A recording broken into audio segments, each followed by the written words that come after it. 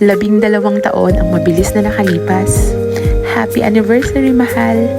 Greeting you a happy anniversary is the most simplest way to let you know that I remember the day when we get married. Pero hindi ko kayang i-express into words exactly kung gaano ako ka-thankful that we got this far. Kung gaano kaligaya ang puso ko na sa araw-araw ng pagising ko ikaw ang nakikita ko. At sinubukan kong alalahanin kung paano ba tayo nagsimula. February 17, 2012, that was Friday when we promised to stay together and love each other no matter what this world will throw us. Madaming masasayang nangyari na masarap alalahanin. Madami ding mga challenges na pinagdaanan na talaga namang nagpatibay sa atin.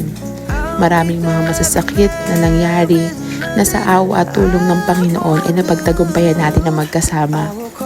May mga hindi pagkakaintindihan pero at the end of the day, eto pa rin, hinahanap natin ang isa't isa. Salamat sa Diyos, mahal. Hiniling ko sa Kanya na bigyan ako ng pangulo na aakayin ako sa kasakdalan. Yung makakatulong ko at makakasama ko sa paglilingkod. Yung pakukundanganan ako gaya ng isang marupok na sisiglan. At ibinigay ka nga niya sa akin. Salamat sa pagiging mabuting asawa. Sa kapanatagan sa puso, sa tuwing kasama ka alam kong safe ako. Salamat din sa walang sawang pagpapaliwanag sa tuwing hindi ko naiintindihan ang mga bagay-bagay.